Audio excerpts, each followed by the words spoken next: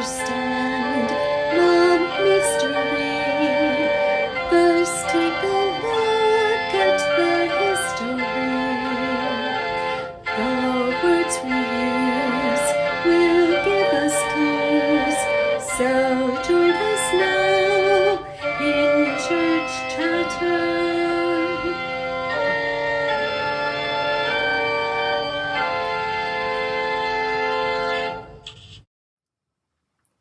Welcome to the Church Chatter podcast, where we unpack a different church word or phrase each week. I'm Sam. I study language and culture. And I'm Dillon. I'm an ELCA Lutheran pastor. And we have a new candle today. It's pumpkin apple. And anise. And anise, yes. So today is episode 48. Today we are talking about profanity as it relates to the Old Testament, the New Testament, some profane language that Jesus used. We're going to talk about what profane means, vulgar language, swear words. All of that is to say, do not listen with children. Do not listen with children, right? That's really important. We're going to say some parental warning. Big old. There's almost always a parental warning because, I just don't want to have to think about like an 8-year-old audience whenever I do a podcast, because I feel like this is more of adult content, right? But especially this episode, children should not be listening to it because we're going to say some very blunt words. Contextually, we have to. So profanity.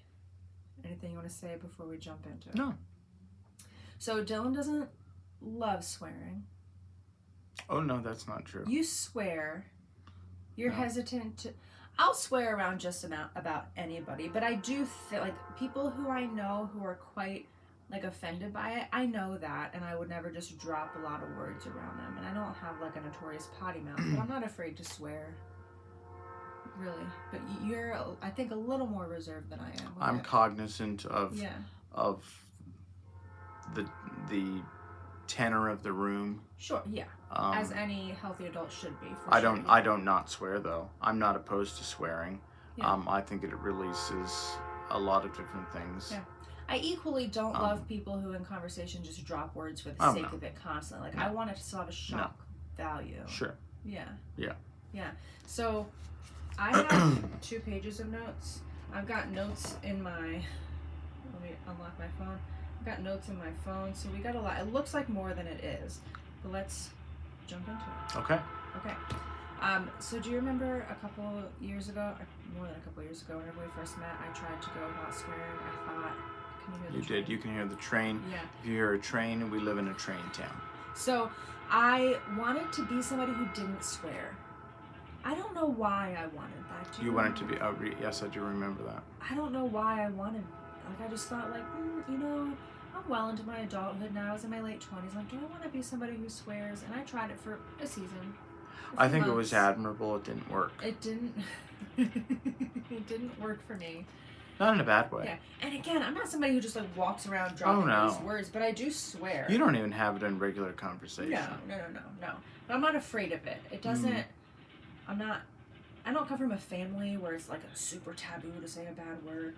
Although I will say this about my father. And my father's not too strict about many things, but when I was in college and I said some swear word around him, he was appalled. And he's like, I can't believe you would say that in front of your mother and father. And I was like, are you kidding me? I have 2 brothers who are younger than me, and they've been dropping the F word around you for years. And then I say one swear word around you and it's a problem. Well, maybe it was gendered. It might have been, but I really dug my heels in after that. I'm like, oh, okay. You're I think that sometimes profanity or cursing or whatever you want to call them, there is some sexism going on. Oh, for sure. Women have to be more pure in their language, so they're not allowed to swear as often. Yeah, for sure. Let's actually, I have that at the end, but let's like. Well, I'm just saying that's a common. I mean, even people that don't know the ins and outs of language and literacy, I feel like that's like I hate this phrase, but I'm going to use it. That's not very ladylike. Right. Well, we'll save that for the end. Actually. Yeah, but not only is that deeply offensive, but it's so disgustingly sexist. Yeah. And you would never say that about a man. Yeah. Who just came out and said, I don't give an SHIT or I don't give a damn or something like that. Yeah. So Yeah, the behaviors. You would never say that. I mean, it's almost like, oh yeah, I feel the same way, you know? It's kind of like this, you know, like the broski type of We're going to thing. get to some gendered, like, general profanity stuff at the end, but let's first, I mean, this is about church and Christian language. Yeah, so we're going to connect them. So let's start with the linguistics, right? So language is primarily a left brain thing, and the left brain, generally speaking, is responsible for reason, logic, analysis, that kind of stuff. And the right brain is responsible for, like, emotion, creativity. Again, we're being really general here, but what's interesting is the left brain, which is logic and reason and everything, that's where most language lives. That's the part of the brain that lights up. But the part of the brain that lights up, if you have your brain all hooked up to fancy things, right? The part of the brain that when you use a swear word in whatever given language or culture that you speak within, whenever you use profane language, whenever you use a swear word, the part of the brain that lights up is the amygdala, which is responsible for emotion. And that's really interesting, right? And studies actually show that swearing helps with pain tolerance, right? Because it's believed that when we swear, it helps with the adrenaline release, which is what helps numb pain temporarily while there's still a threat, right? So if you stub your toe or something, you're like, oh, damn it. That actually serves a purpose. It helps us with the emotion. It helps with that emotional release. It helps adrenaline come out into our system. Right. It helps with pain relief. Yeah. Yeah. Do you have something else to say? No, I'm just saying, it's a, in many ways, it's a form of release. I know in general pastoral counseling or general pastoral care that I offer, sometimes with couples, sometimes with an individual.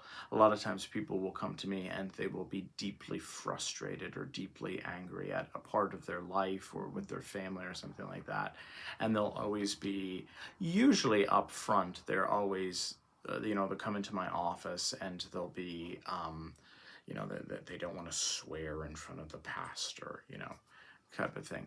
And as soon as I give them kind of a free, not a free pass, but an open invitation to say what you want and say what you need, the profanity comes, and I let it go. It's healthy. It's healthy because a person can really, really tap into that deep-rooted frustration, anger, it's an emotional pain. Release. It's an emotional release, and I find that not with all, but with many, it is deeply helpful in terms of when I provide pastoral care to someone. And I know some people might think like, "Oh my God, why are you allowing people to do that? You're a pastor."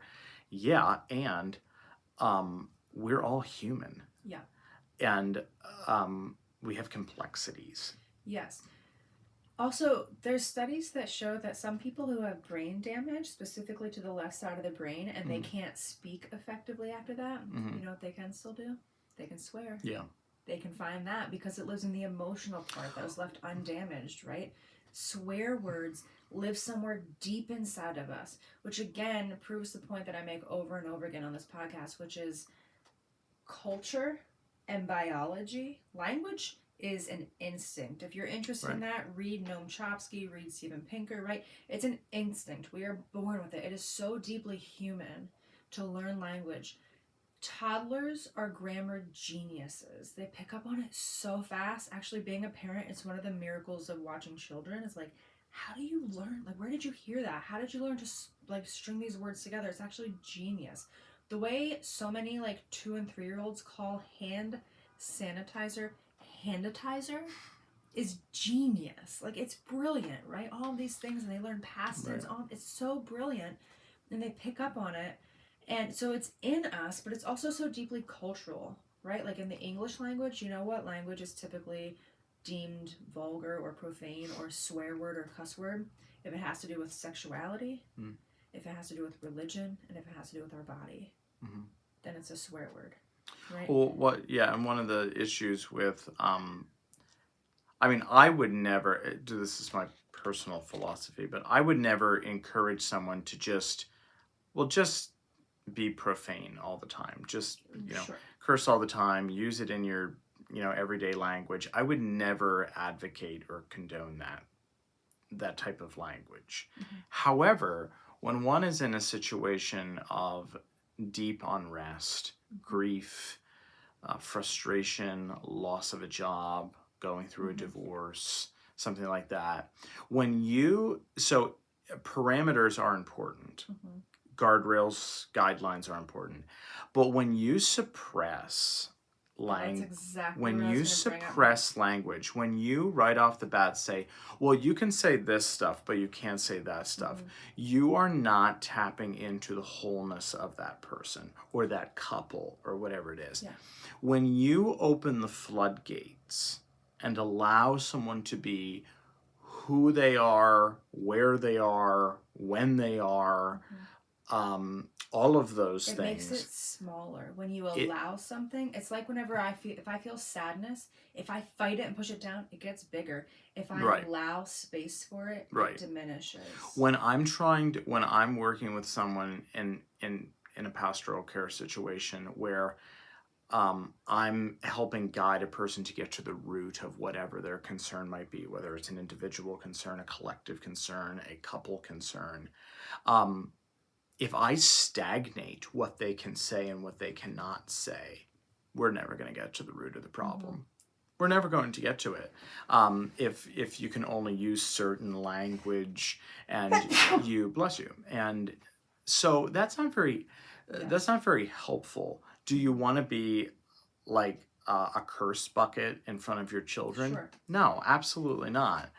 And yet at the same time, basically what I'm trying to say is, and I think you're trying to say this, is time and place. Yes. Well, let's go back to the Time suppression. Even the language. This is where I'm going to say some swear words. So if you're offended, bear with me. It's because we're doing it, right? We're like, I just want to be able to say these things. And I'm already getting uncomfortable. I'll spell some of the really bad ones. But what do we suppress in most English-speaking nations? What's a taboo? Sexuality. Yeah. That's why the F word is a big one. If you suppress a whole topic, the language is going to expose it anyway, right? We suppress sexuality. Right. We suppress bodily functions. That's why shit is a bad word. Right. You know what I mean? Yeah. Sexuality is a big one. I mean, there's so many bodily functions. Well, any type of bathroom talk. Yes. And so that's what I want to talk about is, well, two things. So there's bathroom talk. Listen, I'm not going to let our 3-year-old or 4-year-old go around and use the F word. Oh, dear God, no. I mean, to be super vulnerable, not even vulnerable because I don't care, super clear, both of our children have said bad words. They're 3 and 4. Oh, yeah. They've already picked it up.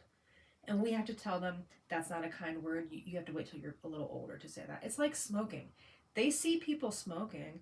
Dillon and I don't tend to swear. I'm sure we like stub our toe. We're like, oh, damn it, right? Like that has come out before, I'm sure, without us knowing it. We don't swear in front of our children.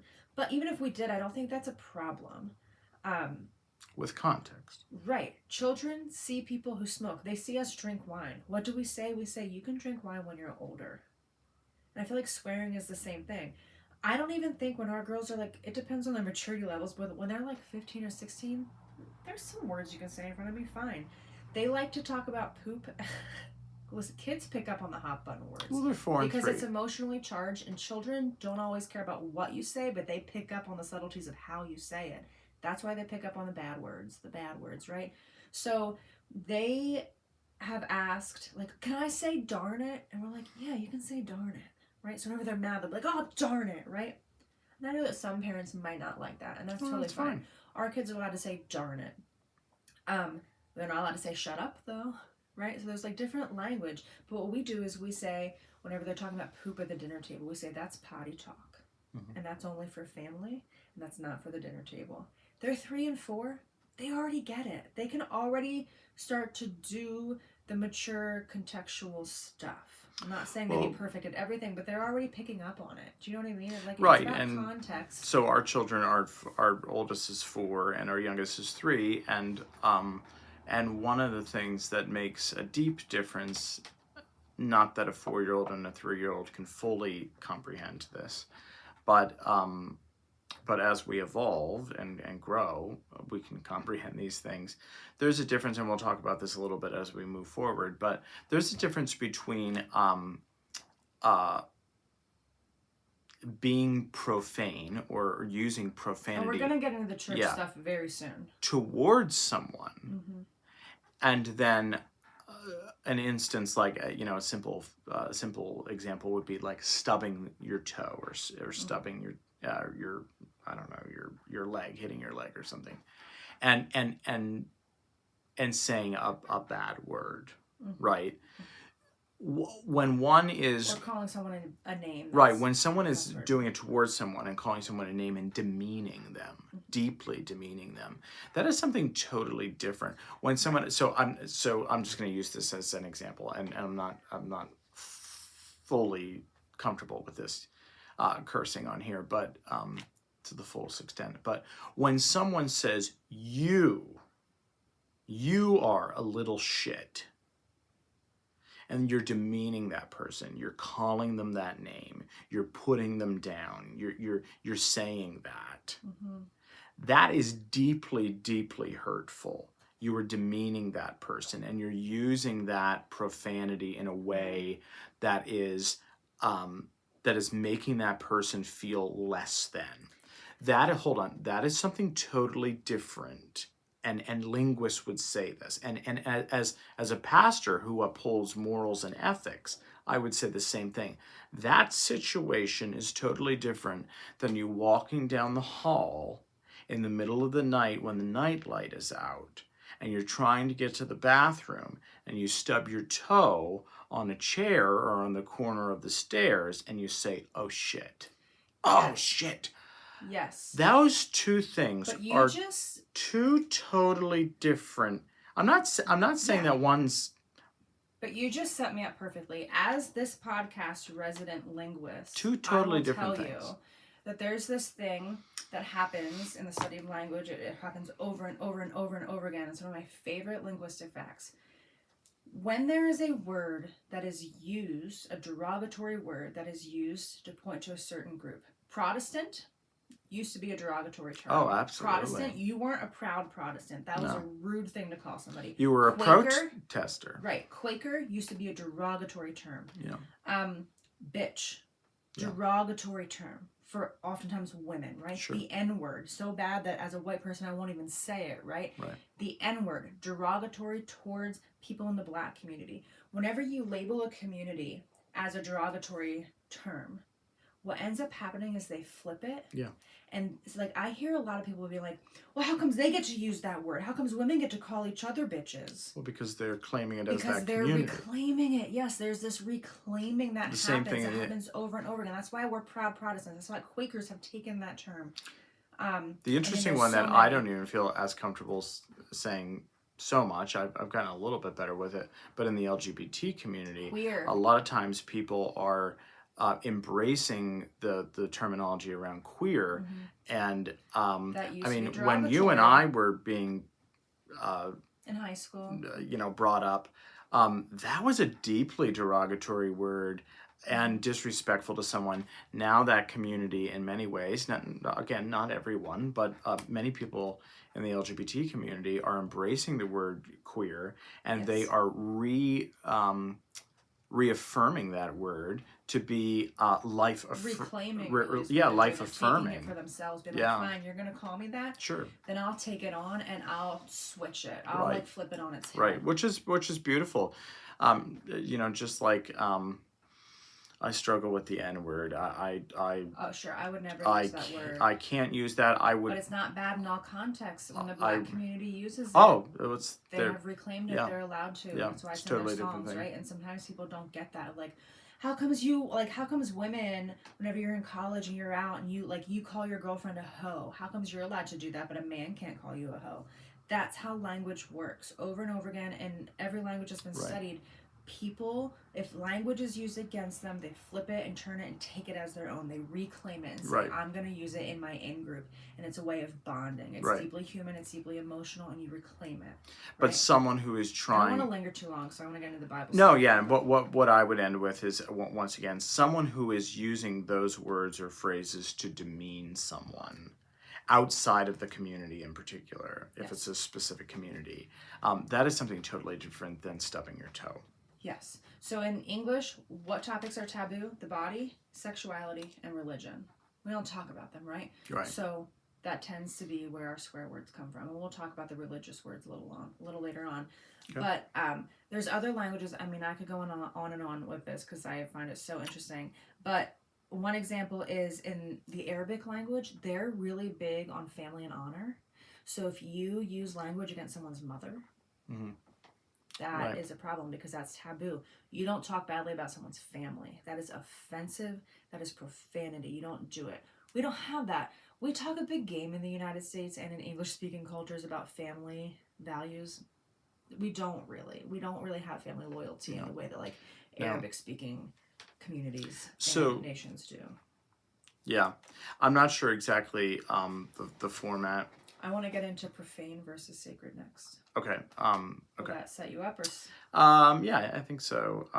Okay, so what is profanity? First, we need to know what is sacred. Sacred, we've talked about this a couple times, but sacred just means to set apart. Something is made sacred because we set it apart and name it as such. Yes. Let me ask you a question. Yeah. This is in real time here, obviously. Okay. Obviously.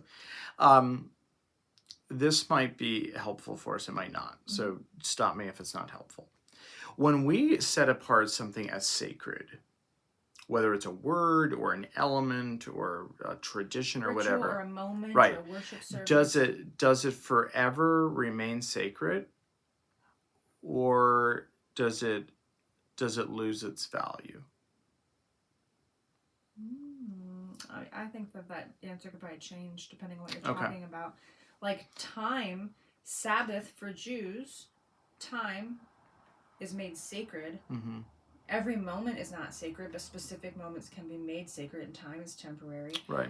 When you consecrate, sacrate comes from sacred, sacrate, consecrate. When you consecrate bread and wine, it is forever sacred. It can't be undone. Not everyone believes that. We believe that, but not everyone. Yeah, I mean, I would imagine it's when a debate. When I consecrate water for baptism in particular, that water that is in that font that blesses that baby remains. So when I think of sacred, as a pastor, you probably think of it differently than me. I very rarely think of objects as being made sacred. I think of time and space as being made sacred. Like worship space is deemed sacred. Well, I think time, like a Sunday hour and a half of worship, is deemed as sacred. Right? Yeah, so I think we're in September now. It's September 2nd today, and so we're moving into the fall of the season, and perpetually, meaning ongoing. Most of us, at least in the northern hemisphere, are thinking about the sacred part. So when we think about something that's sacred, the fall has become sacred for most people in the northern hemisphere because we remember that it's a time of death. Mm-hmm. And so we focus on things that are dying. Okay. And so, but it's perpetual in that we always think that. Yeah. We could do a whole episode on sacred for sure. Yeah, but so what I'm just saying is some of these words, though, whether sacred or profane, sometimes they remain that, and sometimes they don't. That's what I'm trying to get at. Yeah, that's good. Yeah. So sacred just means that we've set it apart for the gods or God or divinity. Right. On your time and history and your belief system, right? You just set it apart.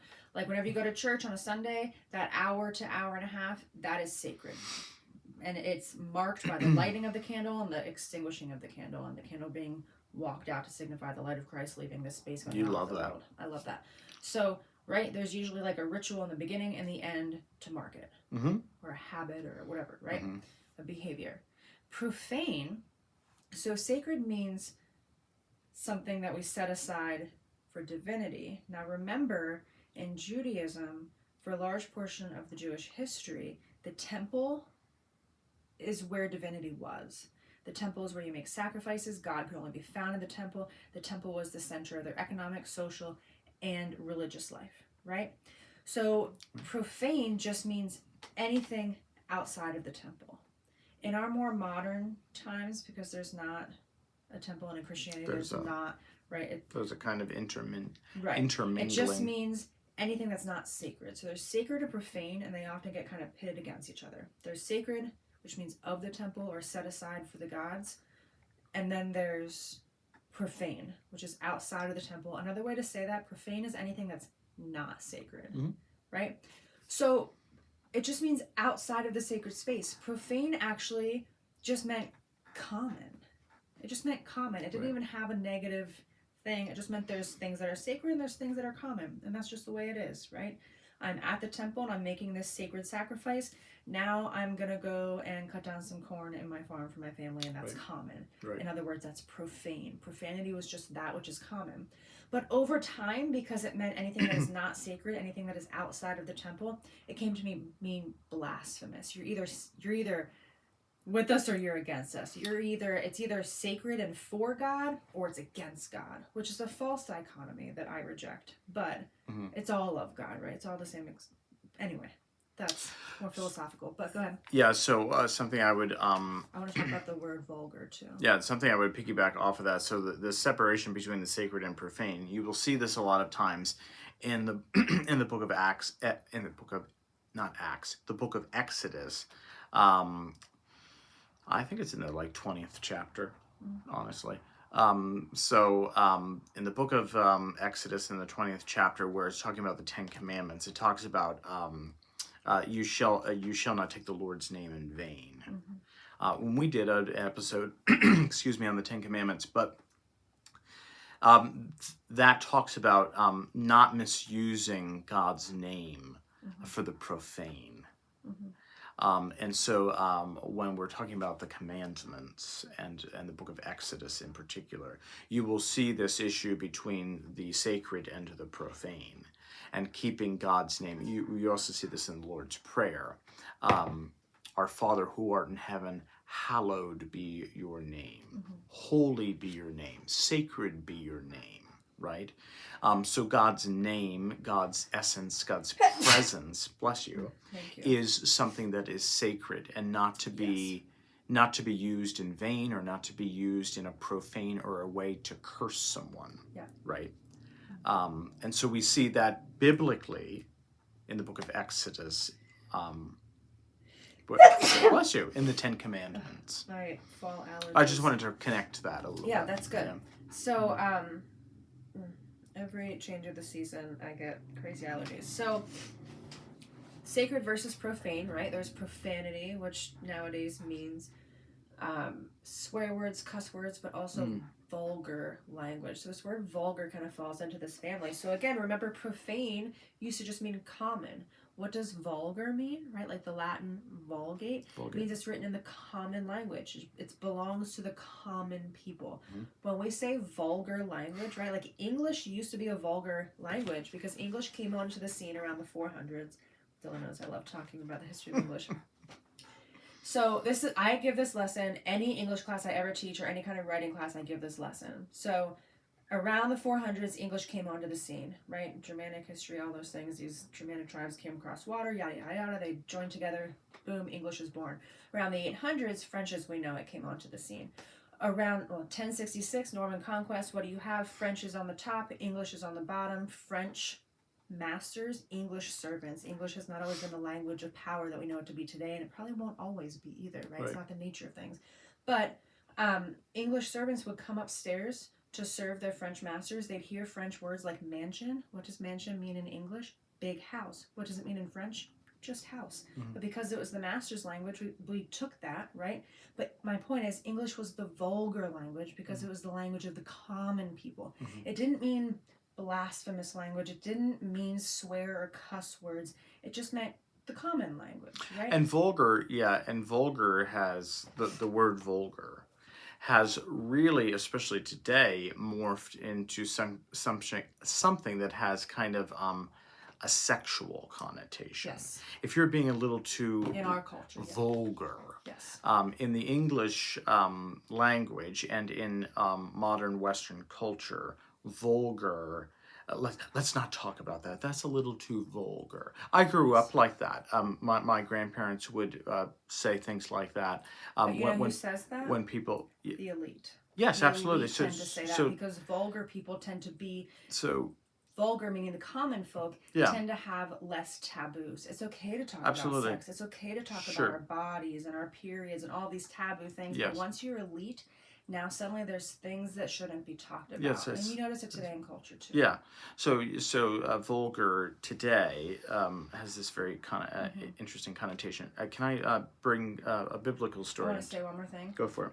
related to vulgar. So it just means belonging to the common people, like the Latin Vulgate. Latin, it's the Sure. common language. Yeah. Also, vernacular comes from this like Yeah. vulgar vernacular. It just means common The common tongue, right? tongue, So you're common seeing tongue. here this like sacred versus profane, and then profane or profanity related to commonality, and vulgar or vulgarity or vulgate or vernacular, right? So- I think we made that point. Yeah, absolutely. What's very interesting during the Protestant Reformation in the 1500s, Martin Luther and John Calvin and Ulrich Zwingli, all of those reformers, those three in particular, but there were many others. Thomas Cranmer of the English Reformation and the Church of England also believed that that Christian worship should be in the vernacular, meaning in the common tongue, the common language of the common people. German. Whether it was German or English, or if it was Slovak or whatever it may be, French. And the interesting thing about that was that they wanted that because they wanted people in their own vernacular, in their own common tongue, to be able to understand what it was that was going on specifically in worship at church.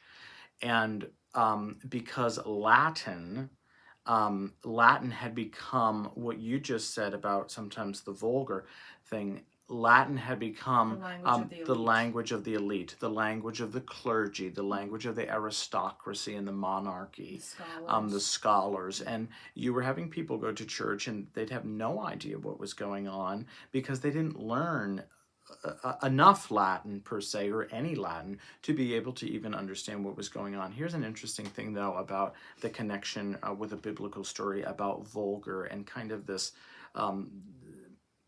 sexual connotation or sexual taboo when it comes to vulgar. So a lot of times Christians, especially pietistic Christians who we've talked about on this podcast a couple episodes ago, but pietistic, so really caring about personal piety and devotion and one's personal personal faith and how they practice that and how they do that through action, right? Mm-hmm. Here's an interesting thing. So in the book of Genesis, in Genesis chapter 9, we get the story of the flood, right? About Noah's family and the flood. And what's really interesting in Genesis chapter 9 is that Noah, who is the head of the Noah's family, Noah gets drunk. Mm-hmm. Drunkenness, whether ancient or modern, has been a taboo, a kind of off-color, profane activity. Mm-hmm. So Noah, in the book of Genesis, in chapter 9, whom God just saved, gets drunk, and he's lying there naked. It says. So not only is this Noah of Noah's Ark laying there drunk and now nude, we have two things: drunk, so you're a little loosey-goosey, and you're nude in that you're showing parts of you that are probably not wanting to be seen by many. You see here that this is a very profane story. Yeah. This is a very vulgar story. It's talking about a man whom God had a part in terms of saving Noah and his family. And you have this man who is drunk and laying there. And when Noah's son Ham first hears of this, he talks about this being kind of like an embarrassment. Yeah. And so when we think that like the Bible gives us good morals and ethics, it does, but it also provides us the stories sometimes of the profane, which sometimes we all follow into. The cursing. Noah curses Cana, okay, the Canaanite people in this story in chapter 9. And so you see you see this man who's cursing people while at the same time he's drunk and he's nude. And there's a lot of profaneness going on there. Yeah. And just like in the first book of what we read, the first book of Genesis in the Hebrew scriptures. Yes, but that root word in the Hebrew for naked can also mean exposed, vulnerable. Absolutely. And so I think there's something there to like connect all these dots, because I'm obsessed with language and what it says about our culture. It's really interesting that elites, who are the ones who tend to have the taboos, right? They don't want to talk about nakedness, but they also tend to not be vulnerable, Absolutely. exposed. They tend to have that waspy kind of reserved thing about them. Right. It's the common vulgar people in societies who tend to be more vulnerable, not really have too many taboos, can talk about anything because they don't have anything to lose. They don't have an image to preserve. Right. So there's something about nakedness, nudity, and even just metaphorical being exposed and vulnerable. And if we bring it back to the Adam and Eve story, again, that root word for naked can also mean, now they talk about the leaves covering them up, so I'm not saying the story doesn't have actual nudity in it, but I know where you're going with it. Like being exposed and being vulnerable at a more emotional and yet level. Right. So we have the profanity of the Adam and Eve story in Genesis chapter 1 and 2. We also have the profanity or vulgarness in the story of Noah and his family through the flood story in chapter 9. What is interesting is that both the Adam and Eve story in chapter 1 and 2 and the Noah story in chapter 9 is that regardless of the profanity, and I'm not saying that God is blessing that cursing and profanity. That's not what I'm saying. But at the end of the day, those individuals who are both profane and finding themselves in this, Adam and Eve turning themselves away from truth, Noah kind of finding himself in this drunken state of being and naked and vulnerable. God blesses both of them. Yeah, Adam and Eve turning themselves away from truth. What's that? Adam and Eve turning away from truth. Yeah. So or maybe Eve trying to know more truth than is humanly possible. What do you mean by? No. What I'm saying is, they were so obsessed with that whole story is. Metaphorically, allegorically, that Adam and Eve, both together, are instead of listening and walking with God to evolve over time to find out what the truth is or what the truths plural are, they sought of wanting it for themselves, and in seeking it for themselves and separating themselves, however, whatever language you want to use, separating yourself, that had created I know you and I disagree on this, and that's okay. We'll do an episode on Adam and Eve. Well, what I'm saying is, yes, that led to something that ended up bringing them to a new place, but and maybe we all have to do that, but in the beginning, it was them wanting to be something. It was them saying, God, take a step aside. I want to do it on my own. And I get that. It was a rebellious state. So we're already at 40 minutes almost, and we have a lot more. So I'm gonna. Sure. I just wanted to connect that biblical. Yeah, I think that's good. Yeah. Well, and I hope that we're making the point that it's complicated, but sacredness and profanity and vulgar and common stuff and power dynamics, like who's elite and who's common, and language, and we're gonna get into some more biblical stuff. It's all interconnected. Like all of this stuff is happening at once, right? Which is why language is so fascinating. Let's talk about brood of vipers. So John the Baptist, who is currently one of my favorite people, I've been reading many books about him, and he's fascinating.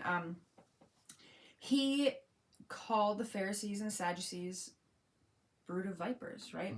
Mm. Jesus of Nazareth used this to rebuke the Pharisees as hypocrites, right? Mm. So brood of vipers, what do we know? Vipers has something to do with snakes, right? So it likely meant like you're poisonous, you're venomous, right? It was an insult. Now, when I was in college, I hung out with a lot of Russians, and they would drop the F word like it was nothing. And I would ask them about like you just drop that like it's nothing. And they're like, yes, and this is the phrase they often use. They would say, English isn't my language, so it doesn't cut my ear. Where I'm going to mispronounce this, but in Russian, kind of the equivalence of their F word is bliat. I know I'm saying that incorrectly. And that would cut their ear. If they heard somebody say that, they knew something's going on. Like, it's emotionally charged. But for them, the F word and different English swear words.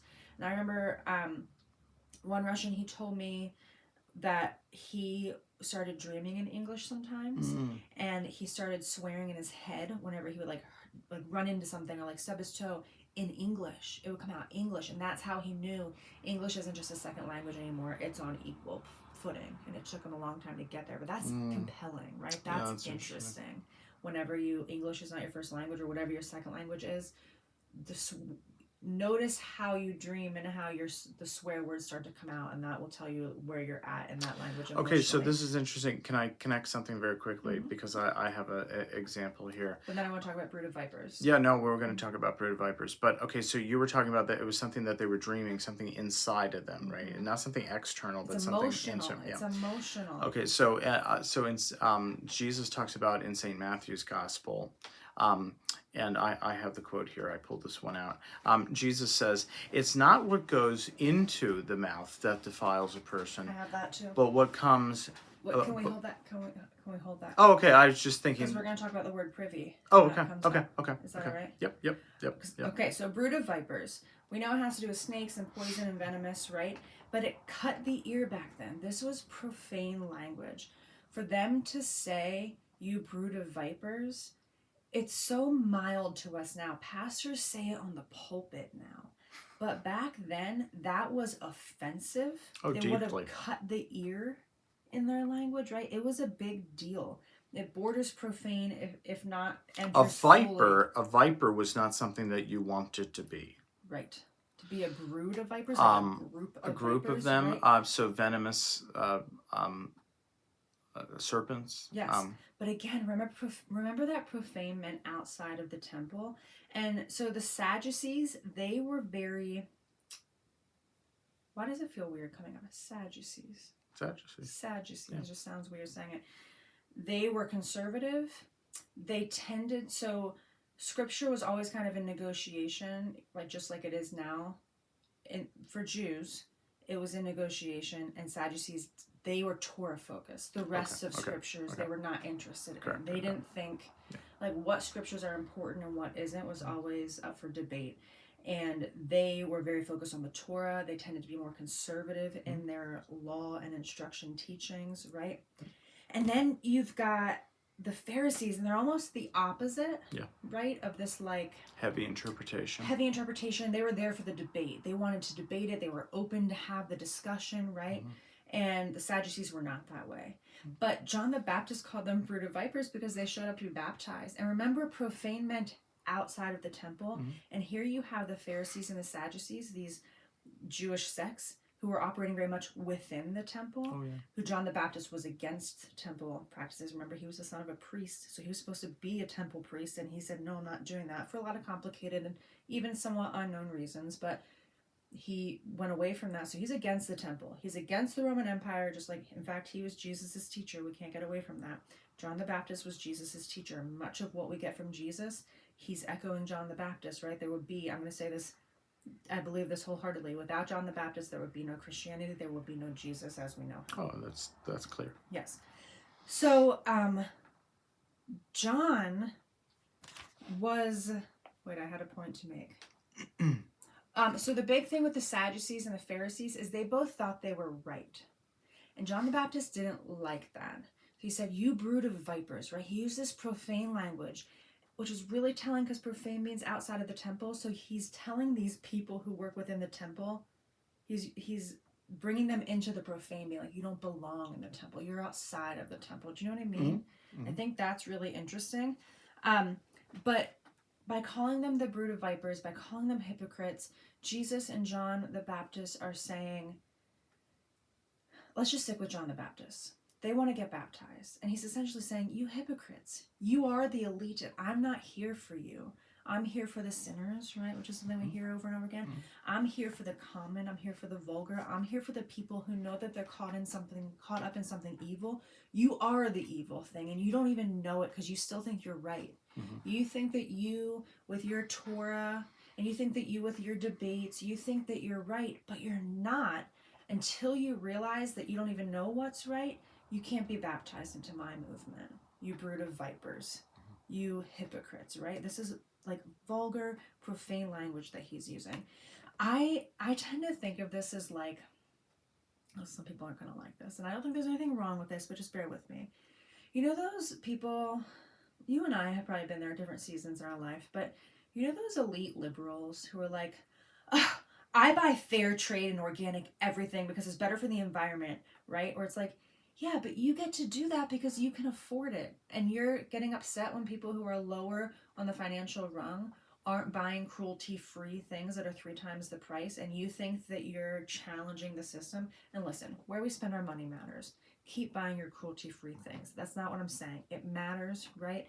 But at another level, whenever you think you're better than other people because you have the privilege and you're elite enough to be able to do that, that's what it feels like to me. Do you know what I'm saying? I do. So whenever John the Baptist is like, you brood of vipers, you're so elite, you're blind to the struggling people who I'm actually baptizing. Well, that's exactly what he's saying, though. Right. He's saying you're blinded and you think that you're right, but you're actually not even challenging the system. You are the system. Well, but present day Christians are so far removed from that cultural context that when we hear brood of vipers, right, that goes right over our head. That's what this podcast is, and right? So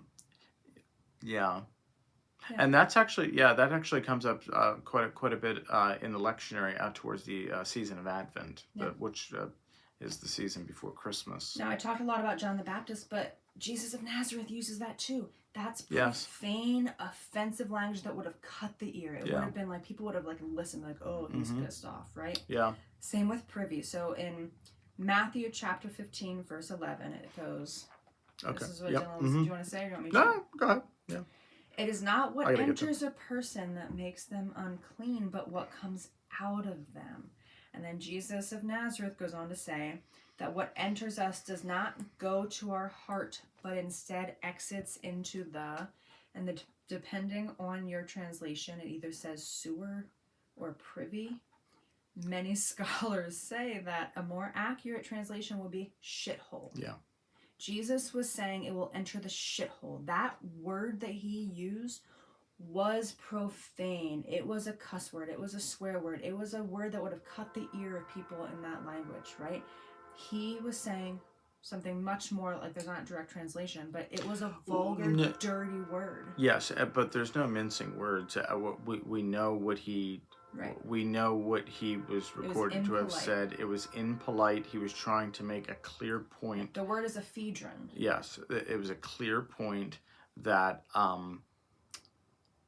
that what you're doing in terms of your speech that comes out of you, not things that come in but come out of you, and he was. It was a rather profane. It was a profane statement in order to make a greater statement of not to be doing these things. Yes. And by trying to challenge people not to do these things and to take action in their own lives to stop this BS. Mm-hmm.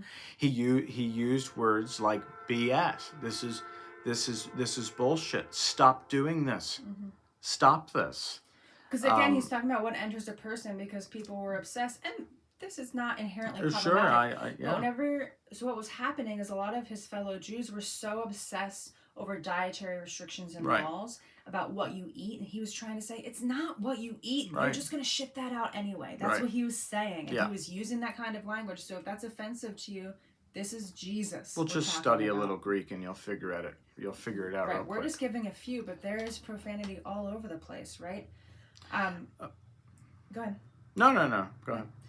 So those are two big ones that I find the most interesting. We could go on and on, but I don't want this to be 3 hours long. I still have a couple more things to say, but well, also genitals, right? When feet are talked about, when Ruth goes and what is it, like pulls the cover down or exposes Boaz's feet. It's talking about a sexual encounter. His penis. Yeah. Kids aren't listening. Talking about his genitals. When feet are mentioned, that is a euphemism, right? For genitals, for sex, for sexuality. Whenever, we still do this now too, but instead of saying things like they had sexual intercourse, instead what will be said biblically is they laid down together. Mm-hmm. They lied next to each other, right? Like right. that kind of stuff. Yeah. You also get this is slightly aside from this, but still in the profane manner of things. In St. Mark's Gospel, you get Peter, who's denying Jesus 3 times, and the third time he denies Jesus, he actually curses himself. He's like cursing himself, like while he's denying Jesus, he's cursing himself and calling down curses upon himself, while at the same time he swears that I don't know you, Lord. So he's simultaneously saying to Jesus, I don't know you, I don't know you, I don't know you. And he's cursing himself at the same time. So go back and read, I gotta think about this. It's the 14th or 15th chapter of Mark, in Peter's denial. And you'll see that he's actually cursing himself while simultaneously denying Jesus. So you see are you talking about whenever Jesus says, "Do you love me"? This is different. No, that's different. That's in John's Gospel. This is Mark's. Okay. This is about Peter's denial. Yeah. Isn't it Peter too who's saying whenever Jesus says, "Do you love me?" He says no, or no, it's John. That's John. Okay, yeah. John. Okay. Okay. Well, I shouldn't say that. It's Peter, yes, but in John's Gospel, yes. Yeah. Yeah. So there's some other words too, right, that we use that are kind of like these second tier profane words that we use now, like cripes.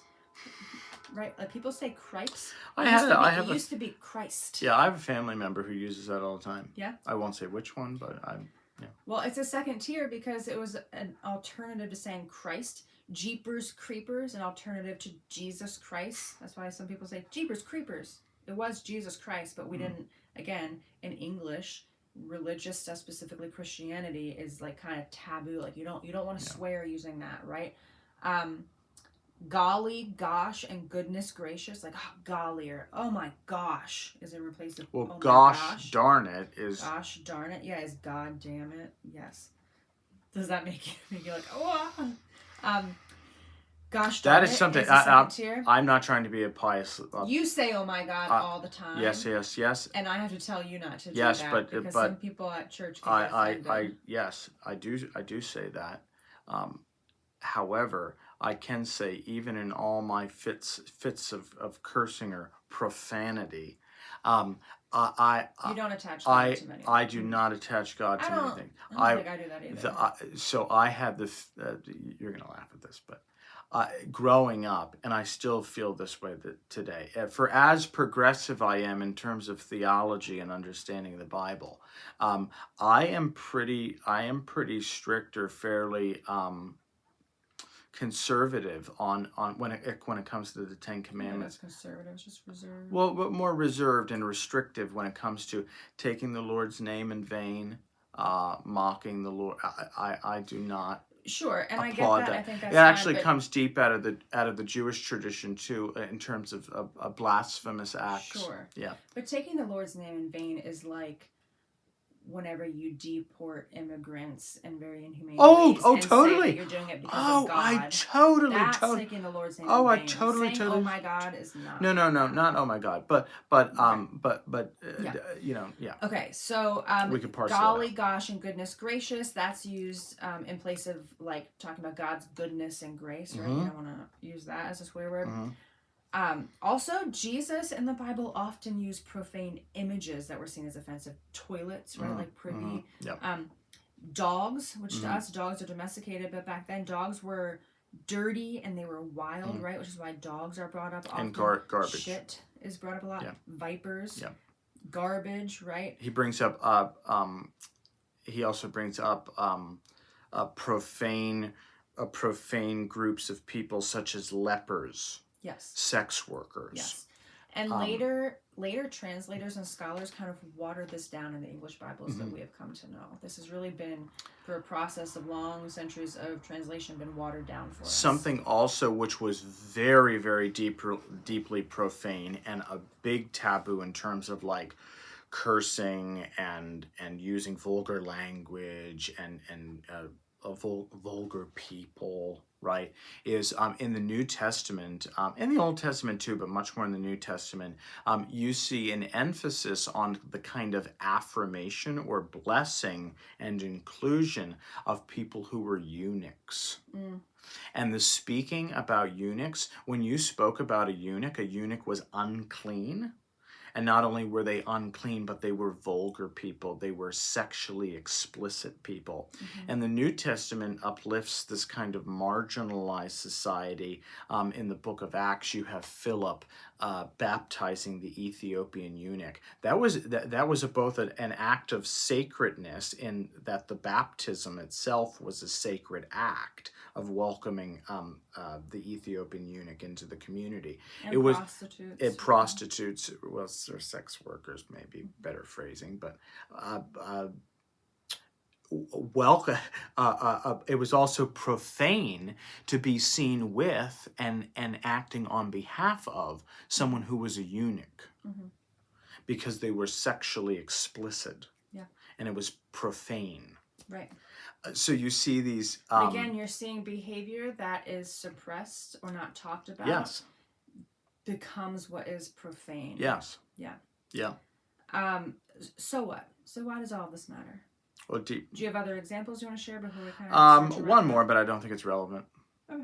Yeah. Sure. Yeah. I mean, we went over a lot of them. So I want to kind of wrap up the Bible stuff, and I want to give just a couple more interesting facts about profane language, because I love this. I think it's fascinating. So why is this important? Jesus was a person. He was a real, live human being. And he used words similar to shit, brood of vipers, which is like calling somebody like, I can't even think of what that might be, like you bastards, right? Like something. Well, like even that. when someone like when someone calls you today, like you're a real snake. Yeah. I know that doesn't but even that's more mild than what it would. I feel like bastards is kind of not in meaning but in tone. Yes, but still today, if you're seen as a viper, as someone who's venomous, as a serpent or a snake, you're not a good person. Right.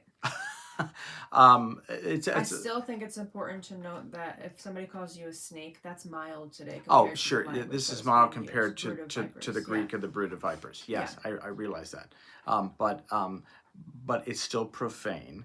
Yeah. And Jesus used it. Yeah. So we're going to get pretty profane for the next 5 minutes, okay? Jesus, he had an attitude. He had a potty mouth. He had a sexuality. He had a temper, right? He was a person. He was a common person. He was a vulgar person. I'm not saying he walked around dropping swear words all the time, but he did occasionally use that language that we have record of. And that matters, right? I think that matters. I'll agree. I'm being silent. I would agree in Christianity and just religion in general, we think that swearing is so sacrilegious, but the very man that we worship, Jesus of Nazareth, did it sometimes. He did. I think that's important, that like if you're somebody who doesn't like to swear, have at it. But it doesn't make you better than, right? It doesn't make you more pious, more religious, more close to God, more clean, more pure. Jesus did it himself. I think that's important. Again, I'm not advocating, I'm not saying Jesus went around dropping words equivalent to the F-bomb all the time. That's not what I'm saying, but he did occasionally use profane language to make his rhetorical points, just as we all do. Right. So swear sometimes, damn it. You know, it feels good. It's an emotional release. I would agree, and I encourage others to do it sometimes when they're in a state of distress. Yeah. Context matters. Be an adult about it. And again, if you don't want to swear, you don't have to do that either. But I think it's really, I guess the point that I really want to make is Jesus was inappropriate sometimes. That's why he was murdered. He was irreverent. He was like, if you think other rabbis were walking around using that language, no. They were much more sacred. They weren't as profane. But Jesus at times was irreverent. Would you agree or disagree? No, I would agree. He had an irreverence about him. So don't think that you have to walk around being this pious, pure person all the time, because even Jesus wasn't at times. He was a person with a left brain and a right brain and language that lit up emotional parts of his brain, right? It matters. All right, so that wraps up our church part. So who gets to decide what is profane language in our culture? It has everything to do with language. We've already kind of talked about like sex and body language and religious language tends to be the language that is taboo in our culture, because those are the three big things that have taboos around them. But let's talk about gender. You already touched on this, but men kind of have this freedom. They get to swear more than women. Women are expected to be more pure than that. But we also have like censorships of books and media based on some profane language and sex and body stuff. Like, what is it called? Dear God, It's Me, Margaret, or Are You There, God, It's Me, Margaret, which is this like preteen kind of book that I read. My mother read it. She talks about getting her period. One of my students today said that she's reading it. One of my students who's in their 50s is reading it, and they read it whenever they were younger too. And that's been on countless banned books lists because it talks about period stuff. That's deemed as profane, right? So it's been censored. Well, and that has been deeply problematic throughout, religious history too, because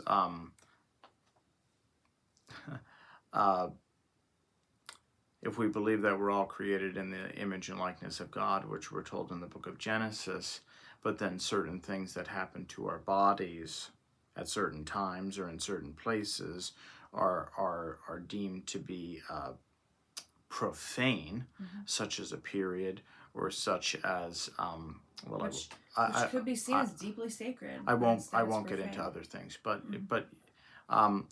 but things that come out of our body in a sexual way are, I think that was very good actually. They're deemed to be profane. Well, if they were deemed to be profane, did we make them profane, or did God make them profane? Right. Because most people have it or have it happen to them. Right. So we have to start to look at this a little bit more deeply. Is it profane? Hold on. So in terms of I don't want to. I think my comments might get a little gendered, so I don't want to do that. Okay. But we have to look at whether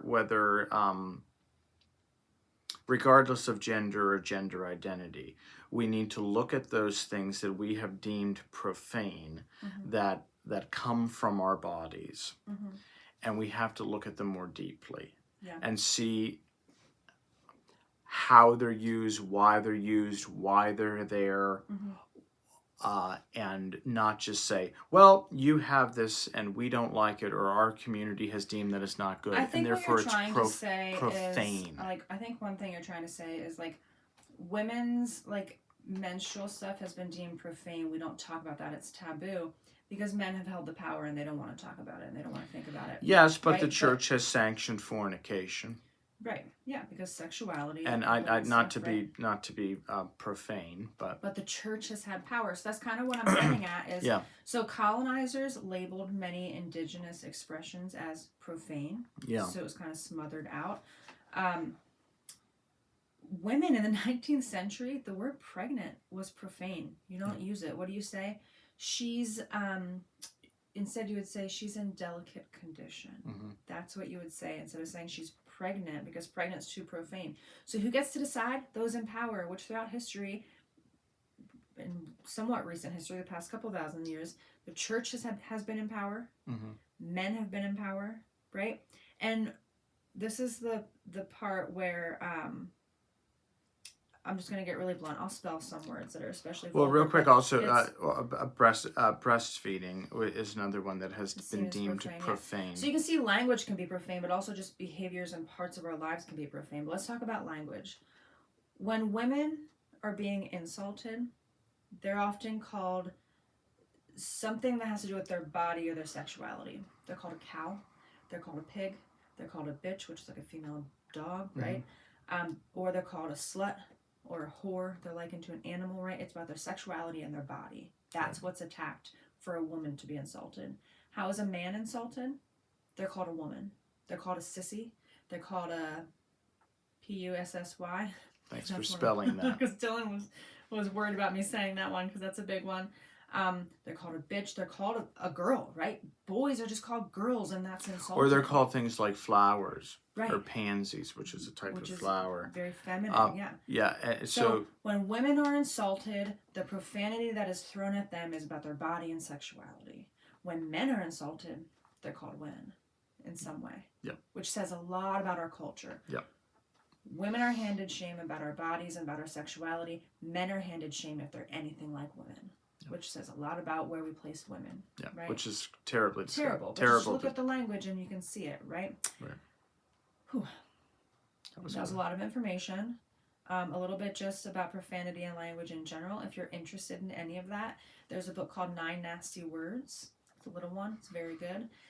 Which gets into the linguistics and all of that with some swear words. There's also Amanda Montell, who's a linguist. She wrote a book called Word Slut, which is about gender and women in different language and different profanity, which is really interesting. I have all kinds of Mother Tongue by Jenny Nuttall, I think is how you say it. Mother Tongue is another one that has to do with gendered language. I think those are the big ones. Oh, ecofeminism is another huge thing if you're interested in language and power dynamics and profanity. We are destroying our earth. Look at any culture, anywhere around the world. Pick one, explore it, you'll find this to be true. How a culture treats their women is how they treat the earth. It's no mistake that we say Mother Earth, right? It's no mistake that we relate women to animals. I mean, there's just look up ecofeminist language and you'll just see lists of ways that we, women and earth, if a culture suppresses their women, which is most cultures, right? They for sure are harming the earth. How we treat our women is how we treat the earth. How we treat the earth is how we treat our women. It's true over and over and over again. I believe that very deeply. Look up ecofeminism and you can find it. It's a fascinating subfield of theology, linguistics, all of these things. Right. My last comment would be, I have this, I wrote this one down and I wanted to share it. It comes from the book of 2 Kings in the Hebrew Scriptures, the Old Testament. And it's from chapter 2, verses 23 through 25. And it is, it's a group of young men who are mocking the prophet Elisha. And this is what they say to him, going back to profane with body issues. Mm-hmm. This is what the young men say to the prophet Elijah as they're mocking him in the book of 2 Kings. They say, "Go up, you bald head." So presumably the prophet Elijah had a bald head, and that was not the most common at that time.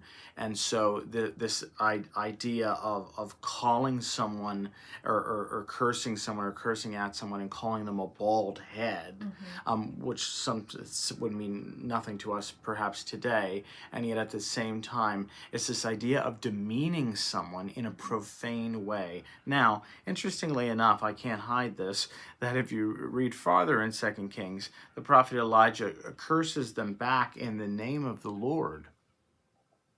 What are we going to do with that? We could talk about that at a different time.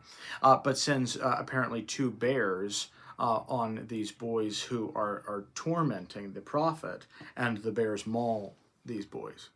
Well, that sounds problematic. So we have to ask ourselves this. Should those boys have been cursing the prophet Elisha in the book of 2 Kings and being profane and calling him a bald head and mistreating him? Absolutely not. That's ridiculous. But should have Elijah cursed them in the name of the Lord and had them mauled by bears? Absolutely not. Absolutely not. That is poor behavior. That is absolutely poor behavior. That is taking the profane and mixing them together. So So there's these examples of, but again, going back to the body thing, and being profane about the body. Um,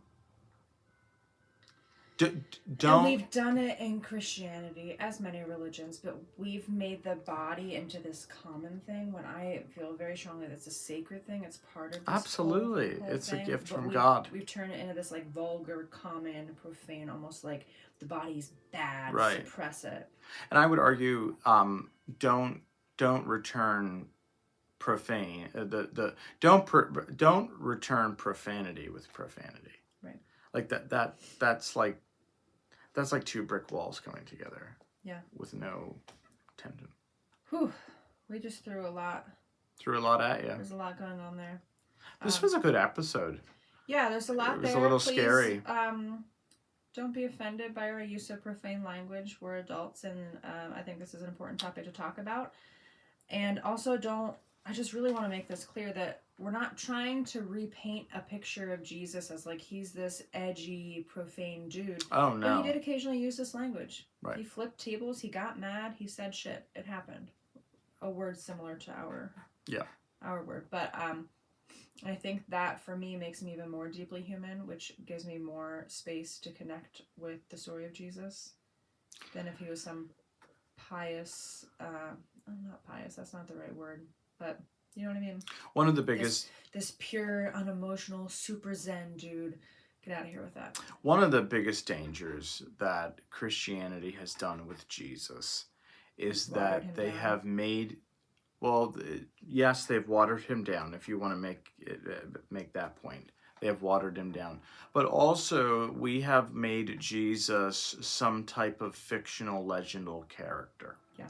We have almost fully taken Jesus into fully divine, which I believe he was and is. And at the same time, we have forgotten about his deep, deep humanity as Jesus of Nazareth, who came to teach us morals and ethics. And in teaching us those morals and ethics to follow the way to point us to God, Jesus sometimes became profane in order to make the case that we need to realign ourselves for love of God and neighbor.